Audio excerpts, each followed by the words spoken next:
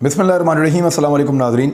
आप YouTube channel देख रहे हैं। मैं इमरान ख़ान हूँ। 2 दिन से लगातार मैं जाग रहा हूँ क्योंकि इससे पहले एक लंबा चौड़ा सिलसिला था, बल्कि तीसरा दिन ही हो गया। एक दिन वो लाहौर के अंदर सारी एपिसोड हुई गिरफ़्तारी के हवाले से और ज़मानतों के हवाले से। उसके अगले दिन जो है वो फिर इस्लामाबाद आना पड़ा और फिर वो भी जागते हुए रात तकरीबन गुजरी 2-3 घंटे की नींद, और फिर पेशावर गए और वहाँ से फिर एक लॉन्ग मार्च, फिर सारी रात जागते रहे और अभी तक जाग रहे हैं। तो ये 2-3 दिन हो गए हैं, बहुत चंद घंटे की नींद मिली है सोने के लिए। तो इमरान खान साहब ने फाइनली अपना लॉन्ग मार्च मुकम्मल कर लिया। अहम तरीन चीज़ें मैं आपको बताता हूँ और बहुत बड़ी डेवलपमेंट्स हैं कि एक्चुअली हुआ क्या है। अंदर की खबर, इमरान खान साहब ने कहा कि 6 दिन का वक्त दे रहा हूँ और 6 दिन के अंदर अगर इलेक्शन की कॉल ना दी गई, जून के लिए उन्होंने कहा कि अनाउंस कर दिया जाए और इलेक्शन का वक्त दें और असम्बलियाँ तहलील करें 6 दिन के अंदर अंदर, और अगर ये कॉल ना दी गई तो फिर मैं दोबारा इस्लामाबाद आऊँगा।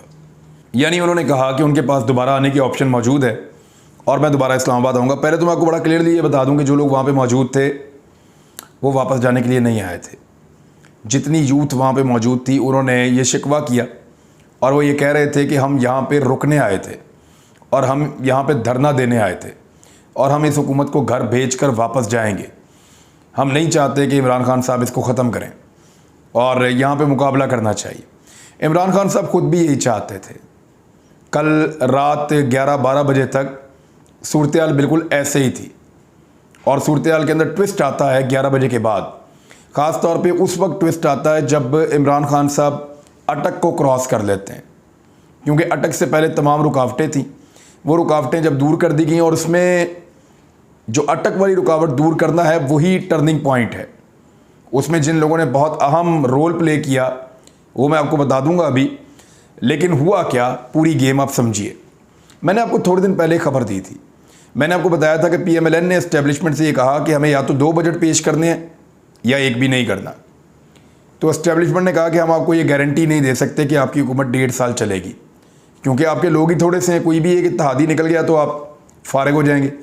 तो हम कहाँ दर्द सर ऐसा पकड़ेंगे, हम नहीं कर सकते, आपको गारंटी नहीं दे सकते और पॉलिटिक्स से हम बाहर रहना चाहते हैं।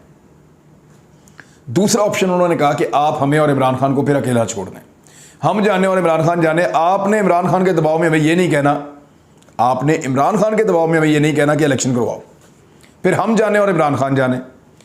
ये बात गालिबन उनकी मानी गई और डॉन अखबार ने तो ये भी छापा कि एस्टेब्लिशमेंट ने सपोर्ट दे दी है PMLN को। और एक्चुअली वो सपोर्ट यही थी कि आप ठीक है, आप जो एडमिनिस्ट्रेशन आपके पास है, आपके पास इख्तियारात हैं, आप अपने इख्तियारात इस्तेमाल कर सकते हैं, इंतज़ामिया को यूज़ कर सकते हैं और मुदाखलत नहीं करेगी एस्टेब्लिशमेंट। तो यही हुआ और PMLN ने अपनी पूरी ताकत का इस्तेमाल किया। राना सनाउल्लाह साहब की असेसमेंट यही थी और राना सनाउल्लाह साहब को क्योंकि बहुत काबिल वज़ीर दाखिला समझा जाता है, मियाँ नवाज शरीफ साहब ने राना सनाउल्लाह साहब को कहा कि राना साहब फिर संभाल लोगे तुसी लॉन्ग मार्च और धरना, लॉन्ग मार्च को संभाल लोगे। तो शहबाज शरीफ साहब की तरफ देख कर राना साहब ने कहा था कि जी जैसे हुक्म करेंगे। तो उस पर बड़ा वावेला किया गया बाद में और PMLN के कई दानिश्वरों ने यह कहा कि राना सनाउल्लाह ये कर देंगे वो कर देंगे और बड़े बड़े दावे शुरू हो गए। ख्वाजा साद रफ़ीक ने बड़े दावे किए, मरीम नवाज बड़े दावे किए, राना सनाउल्लाह ने खुद भी बड़े दावे किए कि मैं तो इनके 20 बंदे इनके नहीं निकलने दूंगा और इनको निशान इबरत बना दूंगा। और फिर इंतजामात शुरू हुए। इन्होंने कंटेनर्स पकड़ के सारे शहर बंद कर दिए, हर जगह पे आंसू गैस की शेलिंग करवाई, पुलिस को तगड़ा किया, पुलिस के जत्थे खड़े किए, लोगों की गाड़ियां तक तोड़ दी, औरतों के ऊपर टॉर्चर किया, बच्चों के ऊपर टॉर्चर किया, आंसू गैस अंधाधुंध फेंकी। लगभग कोई 25,000 आंसू गैस के शैल इन्होंने मुबैना तौर पे फेंक दिए पूरे पंजाब में और KP में, KP से आने वाले काफ़िले के ऊपर या इस्लामाबाद में। बड़ी तबाही फेरी है। यानी इस बड़े पैमाने पर आंसू गैस का इस्तेमाल इससे पहले पाकिस्तान में इस तरह नहीं हुआ, इतने बड़े पैमाने पे कि पूरे लैंडस्केप के ऊपर हर शहर के अंदर आंसू गैस फेंकी जा रही है, रबड़ की गोलियां चल रही हैं, लाठी चार्ज हो रहा है, बहुत सारे लोग ज़ख्मी हुए हैं, बहुत सारे लोग जो हैं वो बहुत बुरी तरह ज़ख्मी हुए हैं, पुलिस वाले भी कुछ ज़ख्मी हुए हैं।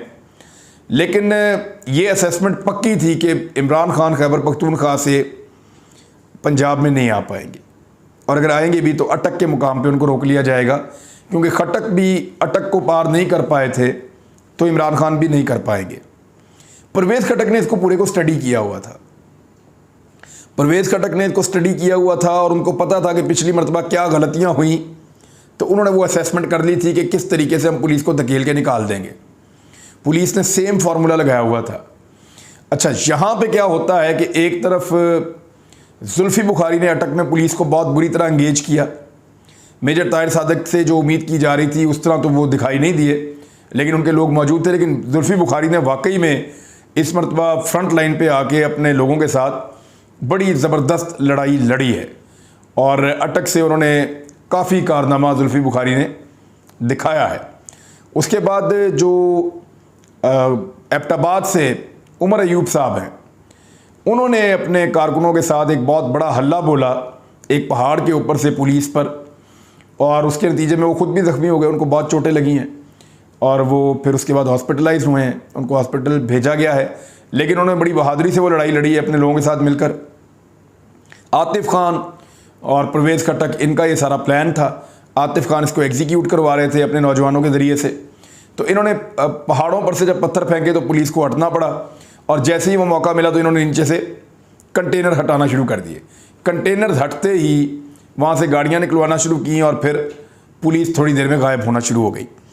ये जिस वक्त बैरियर टूट गया और दोबारा इस बंद को पुलिस ने बड़ी कोशिश की, पुलिस ऊपर से गाड़ियों पे पत्थर भी मारती रही, लेकिन पुलिस जब इस बंद को दोबारा नहीं बांध सकी तो फिर सूरत हाल तब्दील हो गई। अब सबको नज़र आ रहा था कि इस्लामाबाद में दाखिला 100% हो चुका है इमरान खान का, और इमरान खान को इस्लामाबाद में दाखिल होने से रोकना था। हुकूमत के हाथ पांव फूल गए और उस वक्त अजीबोगरीब बयानात आना शुरू हो गए। और फिर ये हुआ कि कुछ लोगों ने इमरान खान साहब के करीबी लोगों से रब्ता किया कि आप धरना ना दें, आप अपना आके जलसा कर लें, क्योंकि सुप्रीम कोर्ट ऑफ पाकिस्तान ने भी यही ऑर्डर दिया हुआ था। अब ज़रा ये मल्टीपल चीज़ें, एक तो सुप्रीम कोर्ट ऑफ पाकिस्तान का ऑर्डर है जिसमें ये कहा गया था कि आप आके अपना जलसा करें और जाएं। नंबर 2, कुछ बड़े लोगों के टेलीफोन आए हैं पाकिस्तान तहरीक इंसाफ के बड़े लोगों को, और इमरान खान साहब को ये पैगाम दिया गया कि आप धरना ना दें, आप एक जलसा कर लें और हम आपको यकीन दिलाते हैं कि चीज़ें ठीक हो जाएंगी, और जैसे आप कह रहे हैं वैसे ही हो जाएगा। अगर आप आकर धरना देकर बैठ जाएंगे तो PMLN के लिए ये बहुत मुश्किल हो जाएगा कि वो आपके धरने के दौरान अपनी हुकूमत ख़त्म कर दें, क्योंकि इसमें आप विन विन सिचुएशन में चले जाएंगे और उनको कोई फेस सेविंग नहीं होगी, वो पूरी तरह तबाह बर्बाद हो जाएंगे। तो ये 2 चीज़ें उनके साथ डिस्कस की गई और बहुत सारी और चीज़ें भी हैं जिसमें इमरान खान साहब की जानिब से भी या उनकी पार्टी की तरफ से भी कुछ सख्त शराइत रखी गई हैं, जिनमें से ज़्यादातर मुझे लगता है कि मान ली जाएंगी। अब हुआ ये कि इमरान खान साहब का क्राउड चाहता था कि वो यहाँ बैठें, इमरान खान साहब खुद भी चाहते थे कि वो यहाँ बैठें, और इमरान खान साहब को उम्मीद भी नहीं थी कि सुबह तक इतने लोग मौजूद रहेंगे। जब ये काफ़िला इस्लामाबाद के अंदर दाखिल हुआ और जिस तरह का इनका इस्तकबाल हुआ, जिस तरह लोग साथ पैदल चलते हुए पहुँचे, तो साउंड सिस्टम कोई था नहीं, ट्रकों के ऊपर साउंड सिस्टम लगा हुआ था। अब 2 ऑप्शन थे, या तो इमरान खान साहब बैठ जाते या वो चले जाते। दूसरी सूरत में एक चीज़ और भी पैरेलल चल रही थी, हुकूमत के ऊपर एतबार नहीं किया जा सकता। ये हुकूमत इसी लॉन्ग मार्च के हवाले से मुकदमे दर्ज करके इमरान खान को गिरफ्तार करने की कोशिश भी कर सकती है। इमरान खान साहब ने एक ज़बरदस्त काम ये किया है, यानी इसको फ़िलहाल फौरी तौर पे तो लोग इसको देख रहे हैं ऐसे कि जैसे कोई पसपाई हुई है, लेकिन यहाँ से एक नई कामयाबी भी निकल सकती है, और लीडर ज़्यादा बेहतर जानता है कि वो अपने लोगों को कहाँ लेकर जा रहा है, और इसमें से मुमकिन है कि ये बहुत अच्छा फ़ैसला हो, क्योंकि मैंने कुछ चीज़ें मैं ऐसी जानता हूँ जो मैं अभी बता नहीं पाऊँगा आपको, और वो बतानी भी नहीं चाहिए, वो अमानत हैं, क्योंकि मैं कंटेनर में मौजूद था, मेरी वहाँ पे लोगों से कुछ बातचीत भी हुई है, तो वो अमानत है मेरे पास, वो मैं बता नहीं सकता। लेकिन आपको मैं ये बता देता हूँ कि 6 दिन का टाइम इमरान खान ने बहुत सोच समझ कर दिया है, ये ऐसे ही नहीं दे दिया। एक तो सुप्रीम कोर्ट ऑफ पाकिस्तान को ये बताया कि आपने अहकाम जारी किए टॉर्चर ना करो, हुकूमत वक्त ने आपकी एक भी बात नहीं मानी और पूरे पाकिस्तान में टॉर्चर करते रहे लगातार, और रात गए तक करते रहे, हुक्म मिलने के बाद कई घंटों तक करते रहे, सुबह तक करते रहे, हुक्म अदूली। दूसरी जानिब इमरान खान साहब ने एक छोटी सी फेस सेविंग एक ऐसी हुकूमत को दी है जिनके पल्ले ही कुछ नहीं है। अब उसके बाद जो पहला नतीजा निकला है वो मैं आपको बता देता हूँ कि वो क्या है, लेकिन उससे पहले कुछ चीज़ें मैं आपके साथ और शेयर करना